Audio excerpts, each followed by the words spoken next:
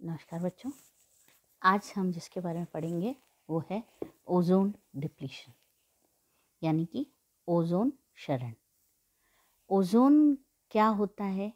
Ozone gas वायुमंडल का एक क्षीण किंतु अत्यधिक प्रभावी तत्व है। यह समताप मंडल में 15 से 50 किलोमीटर की ऊंचाई के मध्य विस्तृत है। इसका निर्माण ऑक्सीजन पर पराबैंगनी किरणों के प्रभाव से होता है। इसमें ऑक्सीजन के 3 एटम्स होते हैं जो इसे विषैला बना देते हैं। तथापि यह विरल गैस पृथ्वी के लिए एक कवच का कार्य भी करती है। यह सूर्य के पराबैंगनी विकिरण अल्ट्रावायलेट रेडिएशन को अवशोषित कर लेती है। यदि यह गैस न होती तो पृथ्वी पर जीवन का अस्तित्व ही संभव नहीं था। पराबैंगनी लघु एवं मध्यम तरंगे जो होती हैं वो किरणें यदि धरातल तक पहुंच जाएं तो त्वचा कैंसर का खतरा बढ़ जाता है। इसके अतिरिक्त छूत की बीमारियों से लड़ने की शक्ति भी विनष्ट हो जाती है। मोतियाबिंद या अन्य आँख के रोगों में भी वृद्धि होती है। मनुष्य ही नहीं, जीवों को भी इन किरणों से क्षति होती है। अनेकों फसलें तथा पौधे भी इन किरणों के प्रति संवेदनशील होते हैं। ये किरणें समुद्र के भीतर भी पहुंचती है, जिससे अनेक जलीय पौधे तथा जीव क्षतिग्रस्त हो जाते हैं। तो जैसा कि आपको ये इसमें पता चल रहा है कि वायु प्रदूषण से वायुमंडल के ऊपरी स्तर में स्थित ओजोन परत को खतरा पैदा हो गया है। ओजोन क्षय संबंधी चेतावनी का प्रथम प्रयास कैलिफोर्निया विश्वविद्यालय के मोलिना एवं रॉलेंड ने किया था। उन्होंने क्लोरोफ्लोरोकार्बन के संचयन से पृथ्वी के वायुमंडल में ओजोन के क्षय की जानकारी दी थी। यद्यपि इससे पूर्व 1967 से ही सोवियत संघ ने सैटेलाइट के माध्यम से पृथ्वी के वायुमंडल में ओजोन के स्तर संबंधी आंकड़ों के जो संग्रह के प्रयास आरंभ हो गए थे। उनके लिए निम्बस और एक्सप्लोर व टाइरस ये नामक के रूसी उपग्रहों ने ओजोन स्तर के परिवर्तन में स्पष्ट संकेत दिए थे। ठीक है। 1960 के दशक में ओजोन स्तर में तीव्र गिरावट का कारण विकसित देशों द्वारा परमाणु परीक्षणों द्वारा वायुमंडल में विस्तृत नाइट्रस ऑक्साइड्स का माना गया है। अब हम जब इसके और उसके बारे में जानकारी समझते हैं तो जैसा कि डायग्राम बता रहे हैं आपको कि ओजोन के क्षय का प्रमुख कारण जेट वायुयानों से निकलने वाली नाइट्रोजन ऑक्साइड है। सर्वप्रथम कैलिफोर्निया विश्वविद्यालय बर्कले के वैज्ञानिक हेरोल्ड जॉनसन ने बताया था कि सुपरसोनिक विमानों की उड़ान से विश्व की ओजोन परत से 3 से 23% तक कम हो जाएगी। बाद में अन्य संस्थानों ने भी इस तथ्य की पुष्टि की। ओजोन परत के क्षय का एक अन्य बड़ा कारण क्लोरोफ्लोरो यानी कि CFC या समताप मंडल में पहुंचता है। यह रासायनिक यौगिक प्रशीतकों यानी कि रेफ्रिजरेटर्स तथा ताप नियंत्रकों यानी कि एयर कंडीशनर में प्रयुक्त होते हैं। ये यौगिक समताप मंडल में पराबैंगनी किरणों द्वारा विखंडित हो जाते हैं। विखंडन की प्रक्रिया से क्लोरीन तथा नाइट्रिक एसिड मुक्त होते हैं जो ओजोन का क्षय करते हैं, है ना।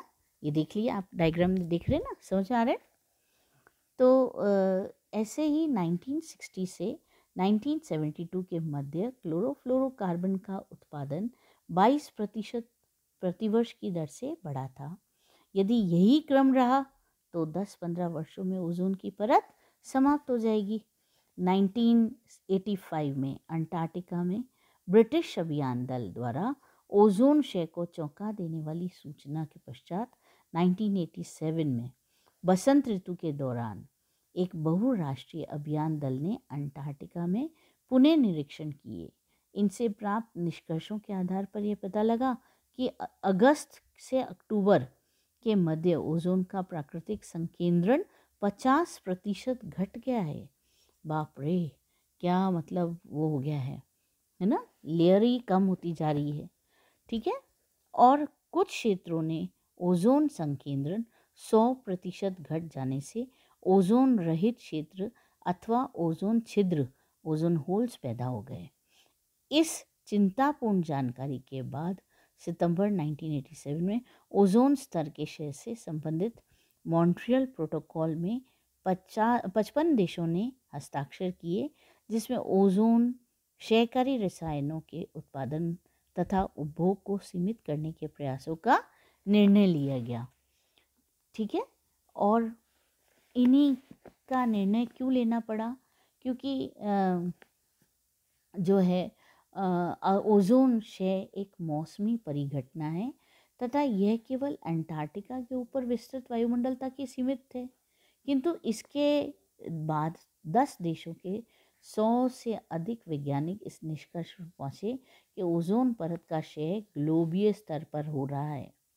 और वर्ल्ड वॉच संस्थान ने पुनः एक रिपोर्ट प्रकाशित की जिसमें ओजोन मॉल के क्षय, हरित गृह प्रभाव, मृदा अपरदन, नवीनीकरण और तथा जनसंख्या वृद्धि आदि के लिए उत्तरदायी कारकों पर प्रकाश डाला। इफेक्ट्स ये आपको देखो स्लाइड दिखा रही है ना, इनके ऊपर प्रकाश डाला।